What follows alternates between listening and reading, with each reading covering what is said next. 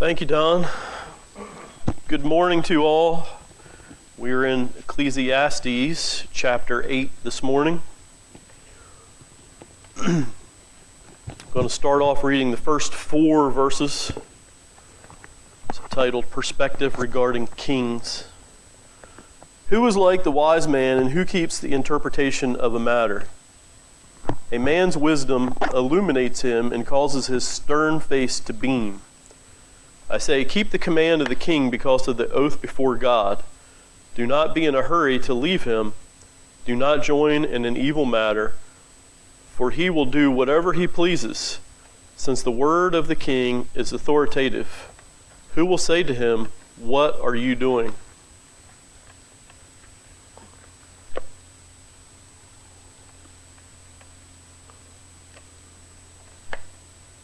The opening of chapter 8 is considered a conclusion to chapter 7, at least the first verse or 2 there. Seems best to say that Solomon was introducing a new discussion here regarding one's relationship to those in power.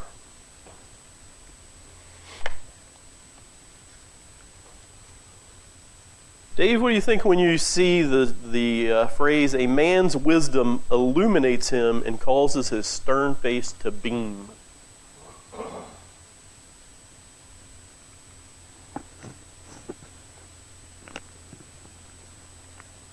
The only thing I can say about that would be that I think that a little bit of wisdom in certain matters causes us less turmoil in our life.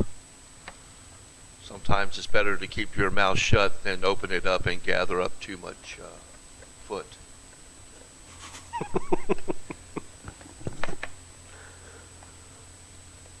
Does it make us happy to know answers to things? To know what we should be doing when we should do it, and what we shouldn't be doing when we shouldn't do it? I think it's... Yes? I believe so, yes. Yeah. Mm-hmm.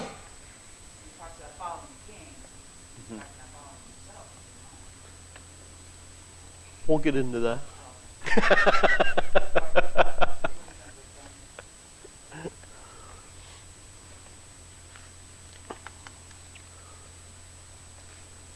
Yes, who is like the wise man? When comparing men that makes one rise above the rest, the answer is wisdom.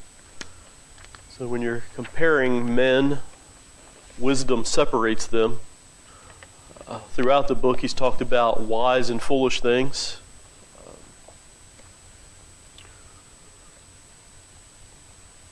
The rest of the verse describes the demeanor of a wise man when he is asked a question. His face, which was previously stern because of uncertainty, shows his confidence that he knows the answer or interpretation.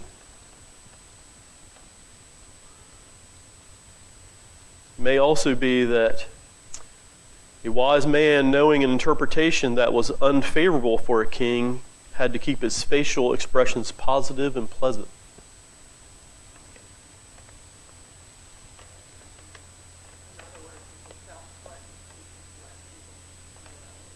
Mm-hmm.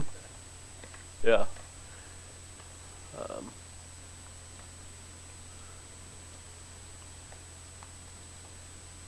Solomon noted that the wise man should keep the command of the king. The Hebrew word translated command, which literally means mouth. So this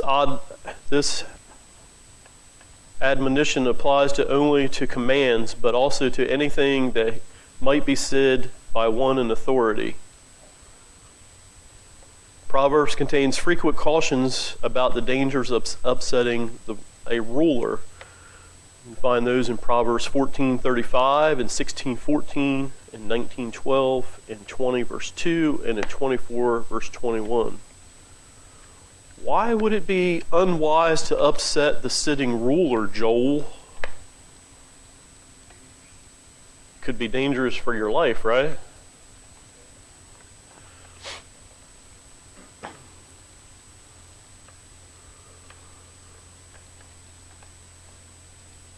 While While one may obey a superior because of fear or because of an oath he made to him, the wise man has a higher reason because of an oath before God.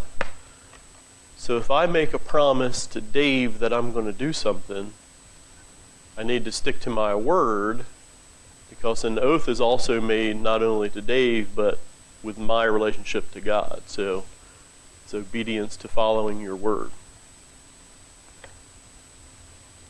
So that may be an answer to your question, Norma, about following the king or was Solomon saying, I'm king, you should follow me? He's saying you should follow the authority in the word that you give, because in doing that you're following God. Or you're obeying God in the least.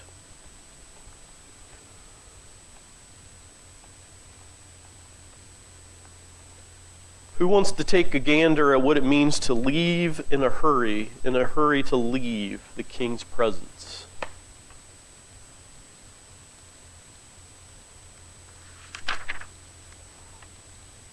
Verse 3, do not be in a hurry to leave him.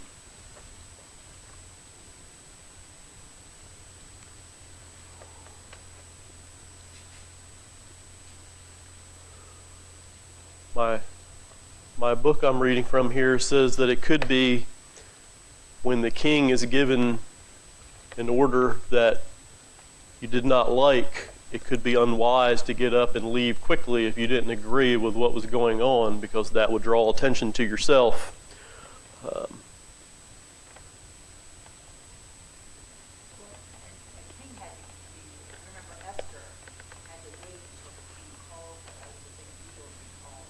To be called, yeah.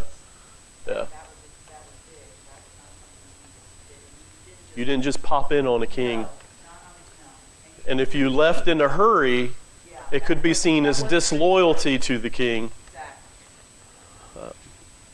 His presence was, his room, his area was considered sacred. Mm-hmm.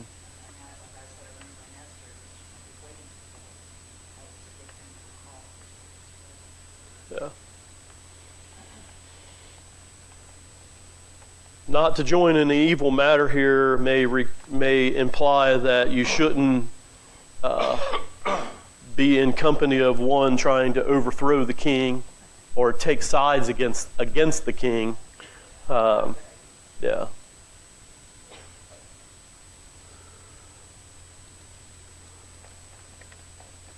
The king and ultimately God will make the evildoer pay for his offenses, for a ruler will do whatever he pleases.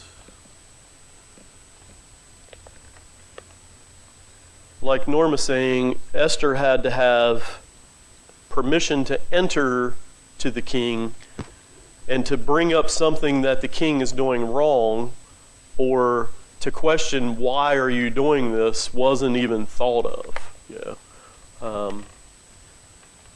And,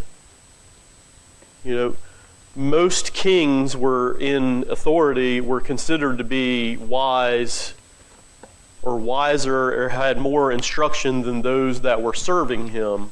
So to question his authority would not have gone well.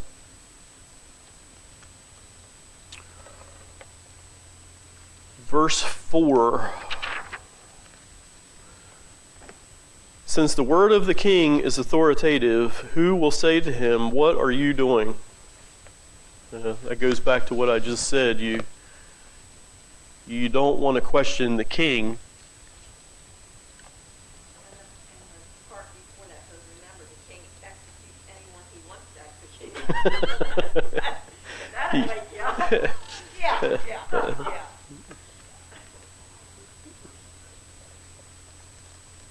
The end of 3. My version says, remember, the king executes anyone he wants to execute. Or do whatever he pleases. Mm-hmm. All right, let's read verses 5 through 9 in chapter 8. No text from anyone yet this morning? No. Okay. Okay. He's I think 1 or 2 hours behind us, so. Oh, is he out of town? Really get Okay. Yeah. We had multiple text questions come in last week, Joel. Yeah. The problem with that is there's a 2-minute delay from our video, so you have to think about the question and go back to. So if I have a question, I don't want anybody to know it's me, should I just Text it to Sue or Norma. Yeah. It's better, yes, right. Well, he said he didn't. Sure. No, I don't answer. Sean, Yes. does this get into the lack of authority? I mean, lack of respect for authority here. It does. And we're going to get into that a little more here in a little bit. But yeah, the lack of respect for authority is going over quite a bit here soon. And as Solomon says quite often, there's nothing new under the sun. You know, this was going on then, and it's going on now. Well, let's read 5 through 9, and the heading in the book I'm reading from is Perspective Regarding Authorities. So we're going to get into exactly what you're talking about right here. He who keeps a royal command experiences no trouble, for a wise heart knows the proper time and procedure. For there is a proper time and procedure for every delight, though a man's trouble is heavy upon him. If no one knows what will happen, who can tell him when it will happen? No man has authority to restrain the wind with the wind, or authority over the day of death. And there is no discharge in the time of war. The evil will not deliver those who practice it. All this I have seen and applied my mind to every deed that has been done under the sun, wherein a man has exercised authority over another man to his hurt.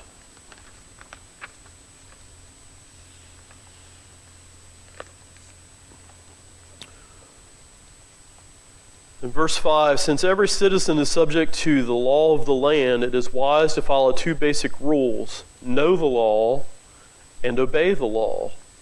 The reason for this is simple. When he obeys the law, he experiences no trouble, either with the king or with God. The wise heart is alert to those that should be done with the right procedure. Does anyone remember earlier on in Ecclesiastes a chapter that talked about a time and a place for everything? Chapter 3 in verses 1 through 8. It is important in knowing the right time for everything. In that chapter, he was dealing with appropriate timing in God's world. In this case, he is relaying a teaching from God for people to be sensitive to the time as subjects of the government.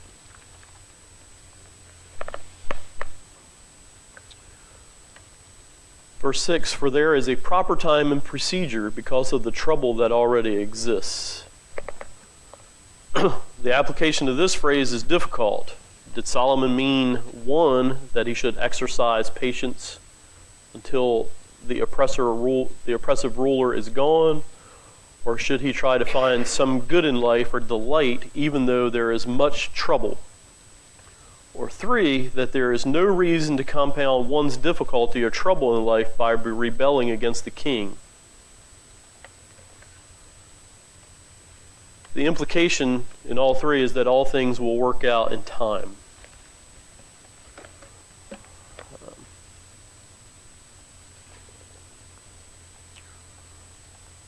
No one knows what will happen. Verse 7. What's going to happen tomorrow, Joel? There you go. That's what's gonna happen. unless somebody throws a wrench in. All right. Unless tomorrow doesn't exist. Yeah.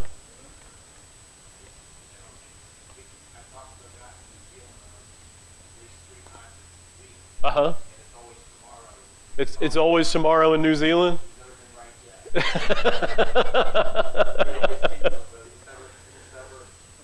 Don's saying that he talks with a guy from New Zealand a few times a day, and it's tomorrow in New Zealand, and even he can't predict what's going to happen tomorrow. So,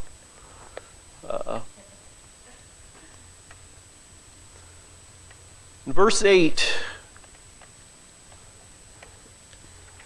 I'm going to read it here first, and then we'll. No man has authority to restrain the wind with the wind, or authority over the day of death, and there is no discharge in the time of war, and evil will not deliver those who practice it.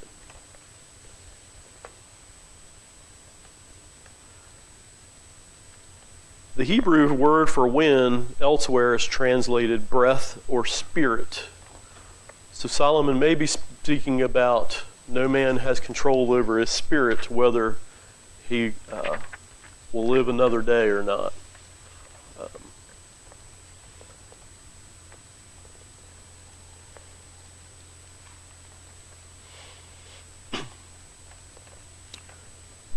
One cannot ask someone else because no one knows who can tell him when it will happen.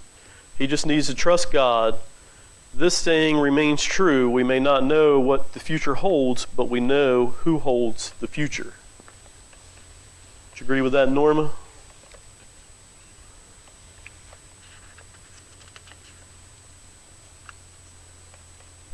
All right. There is no discharge in the time of war. What do you think that means, Ginger? You're not going to get out of it.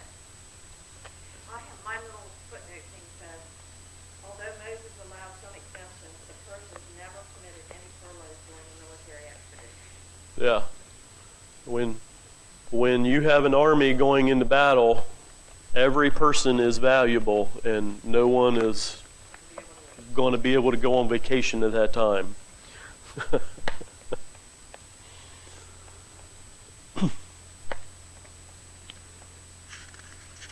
Fourth, evil will not deliver those who practice it. Dave, does this remind you of anything that we've been going over on Wednesday nights?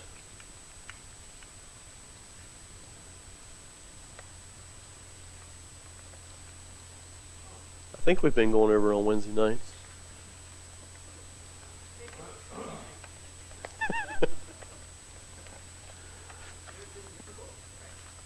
Hmm? Hebrews. You're going to have to be more specific. Another hint. Those evil does not fight against evil. Jesus wasn't demon possessed, or the apostles weren't demon possessed, calling out demons. Because evil does not fight against evil. Only good can fight against evil.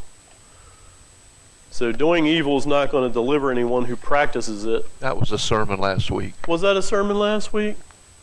I knew I heard it somewhere last week. It is. If you read the entire Bible every day, you'll be in good shape.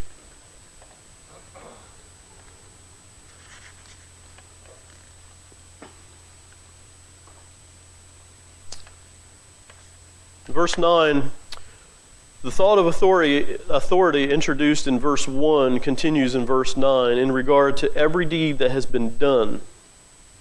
Solomon noted that a man could not have exercised authority unless it was granted by God. Humans may have limitations to their power over the day of their death, for example, yet leaders are able to misuse power to hurt others. People harm others and themselves when they wander through life without heeding the wisdom of God. This sad truth is universal under the sun. It's not just in one place, it's the same everywhere. People empower, oppress other people, unless you have the wisdom to follow God.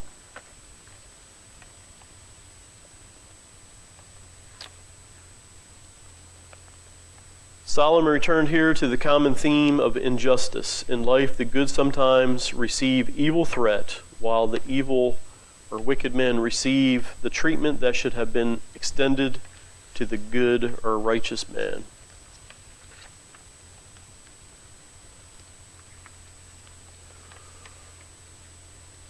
Joel, you ever known somebody that's just bad and still have good things in life? Still, yeah. Life is not fair. And then you see righteous men who suffer because of things. Our next verses are going to get into people receiving what is owed to them by the one who judges all.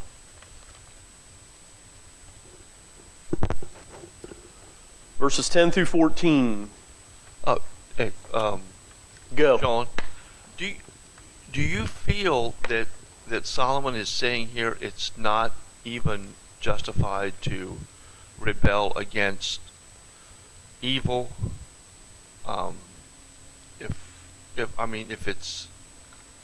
If you're oppressed, you just put up with it if you're godly, or can you have a godly rebellion?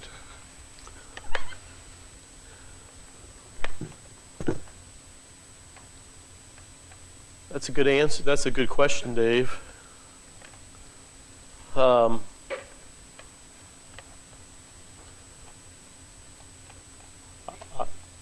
What's that? I'm being taped. I was hoping you had an answer for me, Don. I believe if you are oppressed in a situation here, I think if you have the ability to follow God and get out of your oppression, that you're not sinning.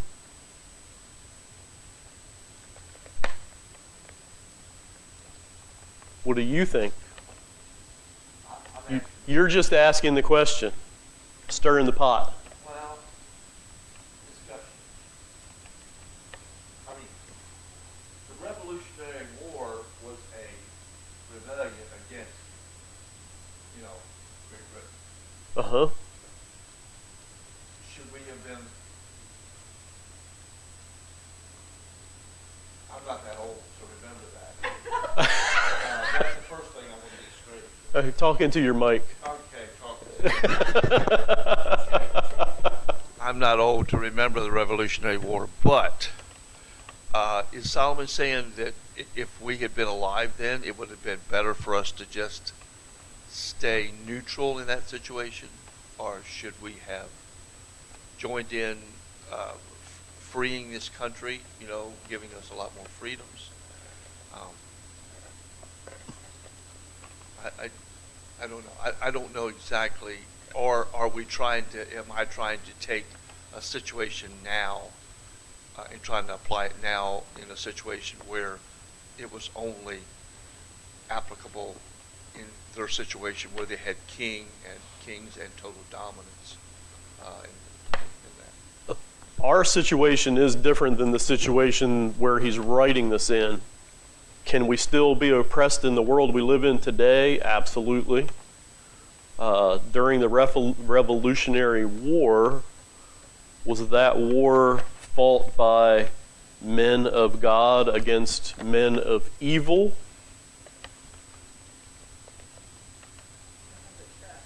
Oh, Sue has a text. Of course, you can have godly rebellion.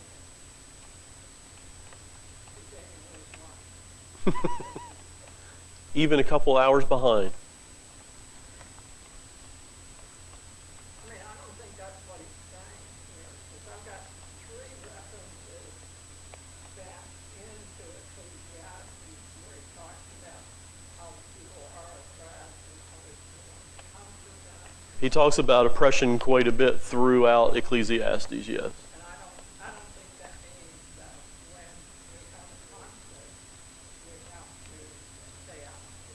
Mm-hmm. I don't think that's being godly. Mm-hmm. Or we should do it every day. Did you have something, Ginger? I was swatting a fly. Okay. You're swatting a fly. So if evil does not deliver those who practice it, who would deliver those who practice good?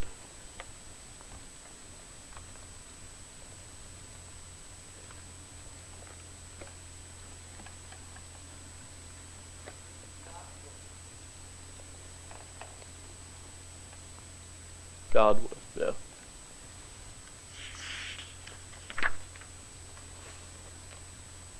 All right, verses 10 through 14, perspective regarding judgment. So then I have seen the wicked buried, those who used to go in and out from the holy place, and they are soon forgotten in the city where they did this. Thus too is futility, because the sentence against an evil deed is not executed quickly. Therefore the hearts of the sons of men among them are given fully to do evil. Although a sinner does evil 100 times and may lengthen his life, still I know that it will be well for those who fear God, who fear him openly, but it will not be well for the evil man, and he will not lengthen his days like a shadow because he does not fear God. There is futility which is done on earth, that is, there are righteous men to whom it happens according to their deeds of the wicked. On the other hand, there are evil men to whom it happens according to the deeds of the righteous. I say that too is futility. All right, what is this set of scripture here saying?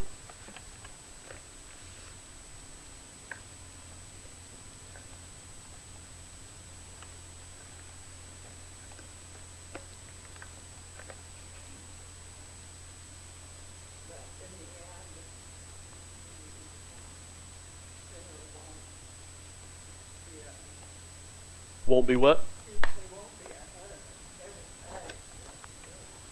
In the end, the sinner won't be ahead of the righteous. That is it. Okay. Mm-hmm.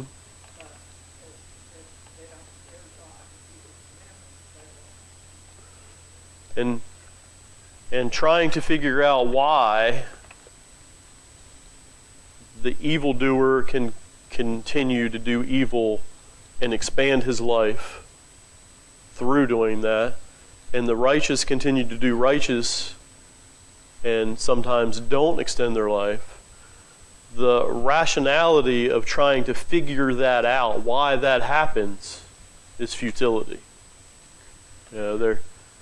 Life happens, and it's going to continue to happen, and trying to gain wisdom to figure out why it works that way is futility.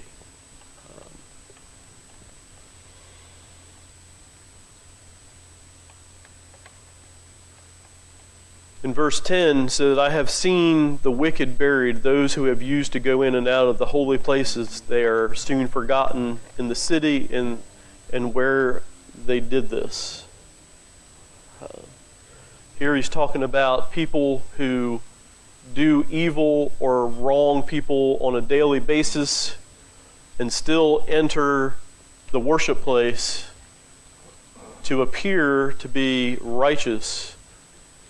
And none of the righteous call the evildoer out on their evil.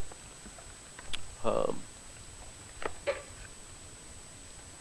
says, even the wicked are given the honor of a decent burial, and yet they are soon forgotten. The people of the city soon forget all the evil that the person did at their burial and lift them up and talk about their good.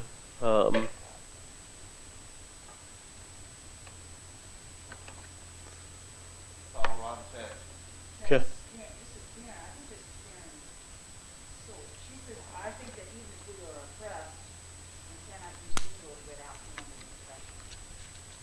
That's a very good answer. Karen says, even if we are oppressed, we cannot use evil to get out of the oppression.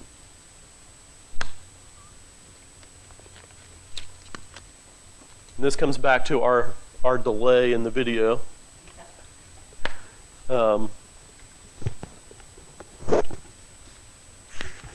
Too many times things are done for the sake of a good thing, Mm-hmm. but the hearts of those that are doing it are not. It's not there. Otherwise, they probably wouldn't be doing some of the things that they're doing. Does that make sense? I hope I am. I'm So- here. Basically, you're saying it's always right to do right, and it's always wrong to do wrong, and it's wrong to do wrong to be right. That's good.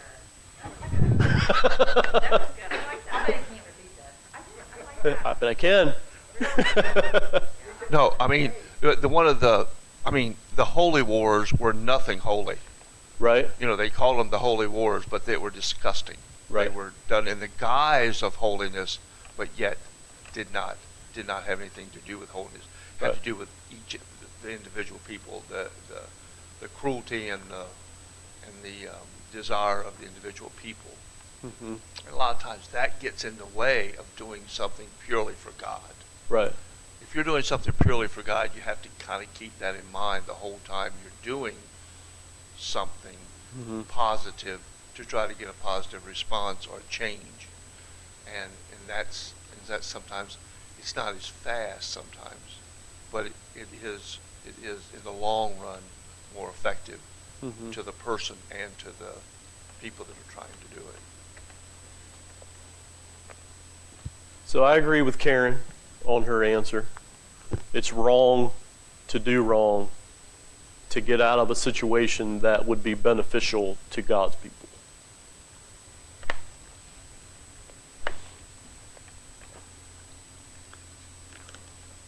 I have a feeling we're going to have a rebuttal text at some point.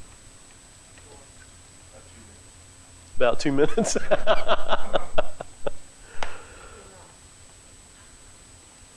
started a firestorm. It's all good. It's all good. But back to verse 10. Again, he's talking about people who do evil and yet still come to in and out of the holy places each and every day, and the people in the holy places don't bring up the wrongdoing of the wrongdoer. And Which mean they would, if they were in that holy place, that means they were priests. Is that who he's referring to? Is the priests, the priests that were wicked? Is that who he's talking about specifically? Said Uh. he's a ruler. Is that what your version says? Yeah, so it is a ruler. your needle's not moving.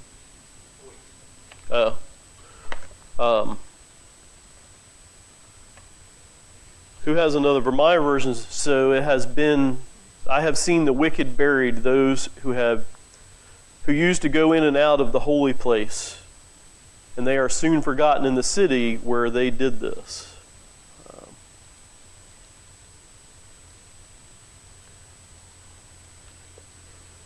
My commentary does not say whether they're rulers or priests. It says, when the wicked commit evil, no one raises his voice in objection. The indifference to sinful lifestyle troubled Solomon. The affront to righteousness and to God is seen in the fact that the wicked person mentioned here could go in and out from the holy place seemingly without opposition. Neither a righteous people nor a righteous one tried to stop him. This interpretation fits best as it leads into verse 11. Verse 11 reads,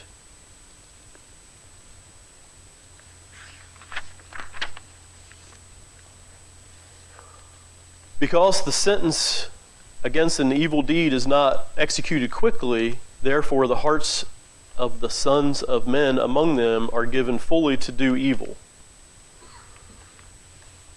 So people see people getting away with things and wonder why they can't get away with things, and so then they try to get away with things, and everybody's doing what they shouldn't because they don't see a judgment for doing evil.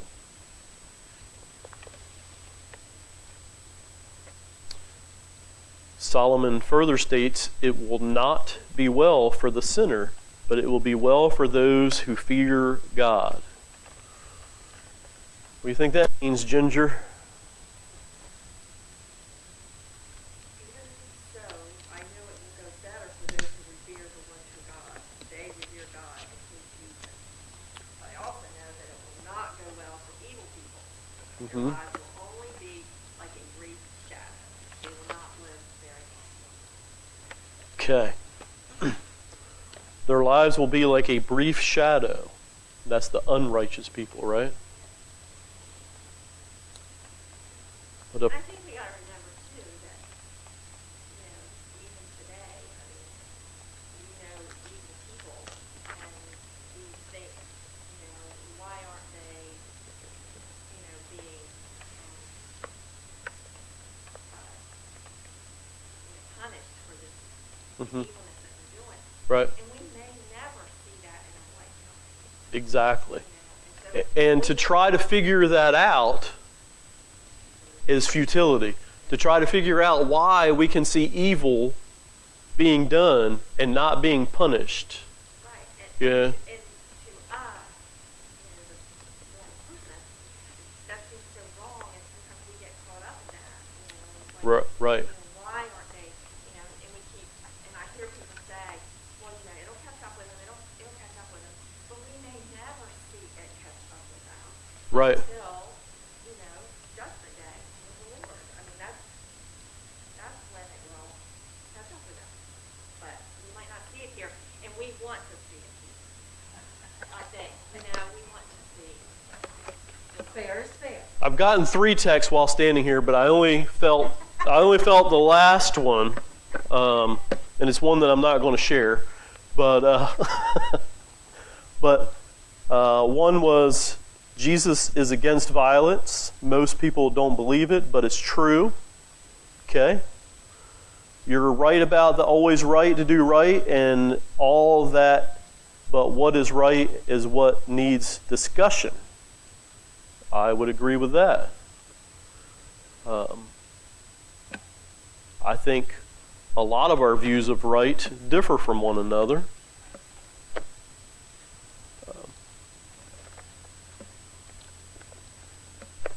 Verse 15.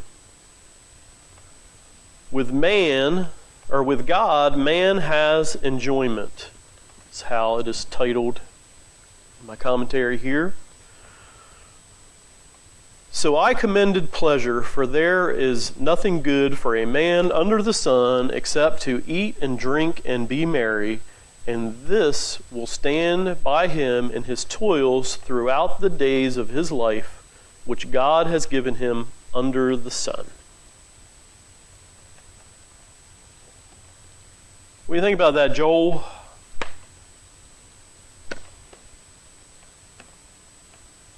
So I commended pleasure, for there is nothing good for a man under the sun except to eat, drink, and be merry, and this will stand by him in his toils throughout the days of his life, which God has given him under the sun.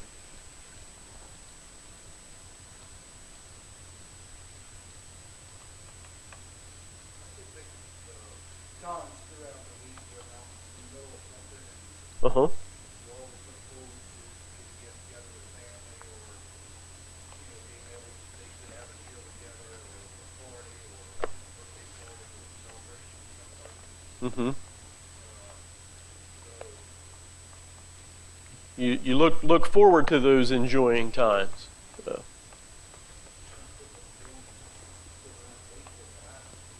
right.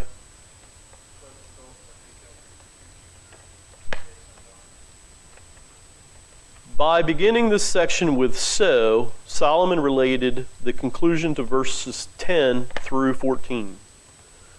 In view of that fact, that justice is not always fairly dispensed in this life, and in view of the fact that God will judge all men, both good and evil, what should one do? First, he should enjoy life's positive aspects. Also, he should avoid judging the way of God because he will never completely understand why God does what he does.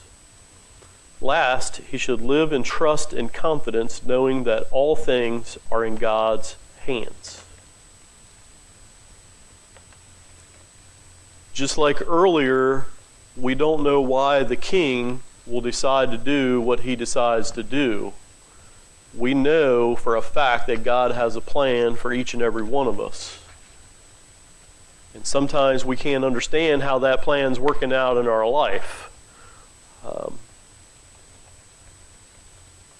And we don't know what's going to happen tomorrow, but God knows what will happen tomorrow.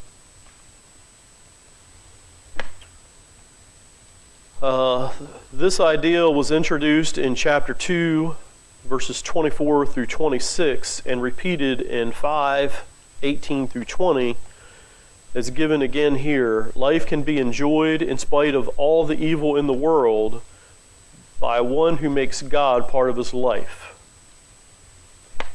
And going back to the end of what Joel said, you can look at the evil going on in the world and wonder why it's happening. And if you dwell on that, you're not going to be a happy, righteous, following God person. I think if you dwell on anything for too long, you're going to end up in the same spot, and that's a miserable person. Unless you're dwelling on God and His Word and His will in your life. Solomon commanded pleasures and advised everyone under the sun to eat and drink and to be merry. As noted earlier in chapter 2, this kind of life is suggested only for the one who has God in his life. Otherwise, it lacks the balance and restraint that God requires and deteriorates into selfishness and wickedness. Solomon noted that this perspective, the choice to be happy, is one that God has given him along with toils of life. The balance between work and pleasure is required by God. Joel, you ever decide you're going to have a good day? Huh?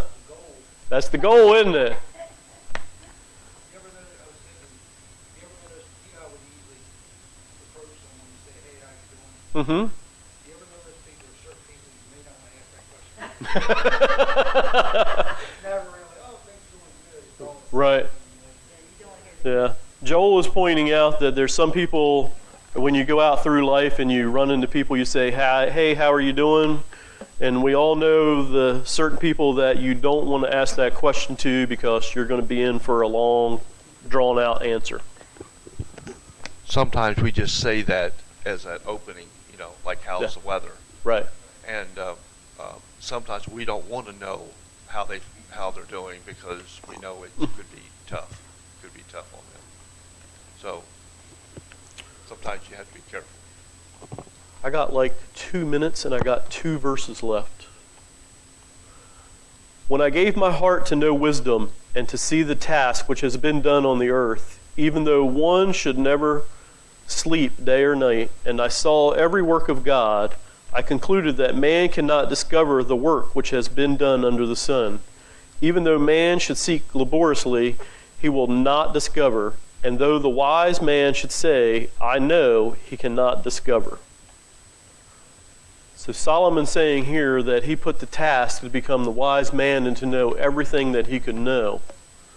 And to try to know the works of God, or God's thinking, is inconceivable. And that even if he could stay up day and night thinking about what God is thinking about, or what God's plan is for the world, or what's going to happen tomorrow, there's not enough time to know the thinking of God. So we're going to end it there, and we will be in chapter 9 next week.